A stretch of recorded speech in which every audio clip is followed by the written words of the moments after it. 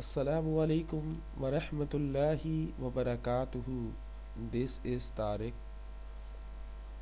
آج کا مزاحیہ واقعہ. ایک صاحب حج سے واپس لوٹے تو سیدھا اپنے محلے کی دکان پر تشریف لے گئے. دکاندار حاجی صاحب کو دیکھ کر بہت خوش ہوا. کیوں نہ خوش ہوتا، کیونکہ 2 سال کا ادھار تھا حاجی صاحب پر.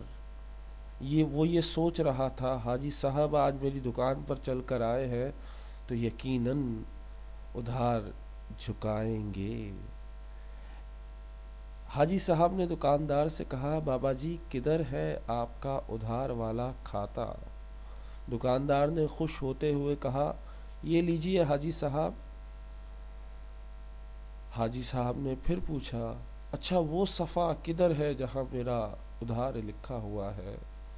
دکاندار نے جلدی سے صفحہ کھول کر دیتے ہوئے کہا، یہ رہا حاجی صاحب آپ کا کھاتا لکھا ہوا. حاجی صاحب نے اپنی انگلی اپنے نام پر رکھتے ہوئے کہا، میرے اس نام سے پہلے حاجی لکھ لو. امید کرتا ہوں یہ آپ کو مزہ آیا ہوگا. دعاؤں میں یاد رکھیں، ہنستے رہیں، مسکراتے رہیں اور خوش رہیں. اور ہنسنے کے لیے ضروری نہیں ہے کہ کسی بہانے کی ضرورت ہو، کسی جوک کی ضرورت ہو. ہنسنے کے لیے اندر سے خوشی چاہیے، اور اندر کی خوشی دوسروں کو سکون دے کر ملتی ہے، دوسروں کی مدد کر کے ملتی ہے. لوگوں کی مدد کرنا شروع کر دے، آپ کے دل کو سکون ملنا شروع ہو جائے گا. صدقہ دینا شروع کر دے، آپ کے دل کو سکون ملنا شروع ہو جائے گا.